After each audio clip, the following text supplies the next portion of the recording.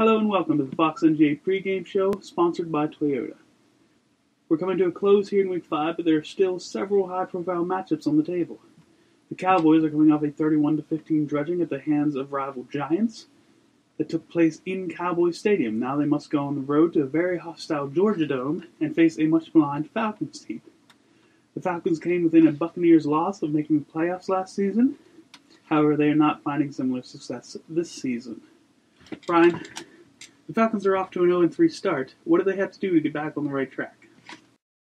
Well, Tom, it's all about defense. Notwithstanding their game against the Panthers, this team has given up over 30 points in each of their losses.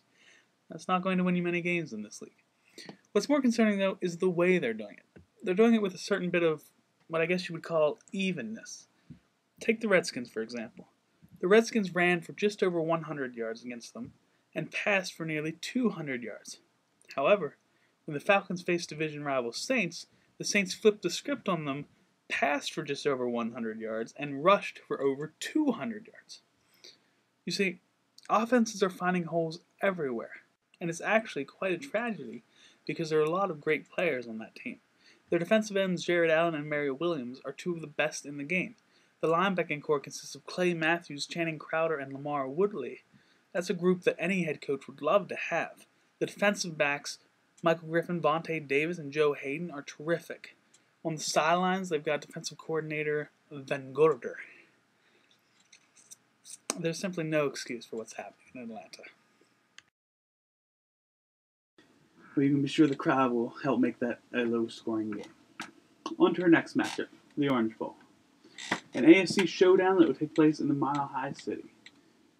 Brian, these teams are 2-2. What do they have to do to come out on top?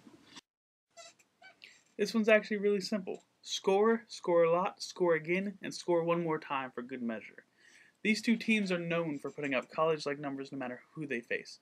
Make-A-Wish is already averaging over 250 yards per game, and the Broncos have amassed 161 points in only 4 games this season. Set the over-under here to 100 points. Well, we were running a little bit short on time here, but there's one more matchup we want to cover. St. Louis at Seattle, the Saturday night main event. This rivalry has been stellar to say the least, with their last 3 matchups being decided by a total of 7 points. Although the Rams have the lead in points, 67-64, the Seahawks have a little bit of added fuel in their back pocket, given to them by a drunken Coach Winger, who said some comments that, well, we can't say on the air. Should be a great one. And that's all we have time for. Thank you for watching, and enjoy the games.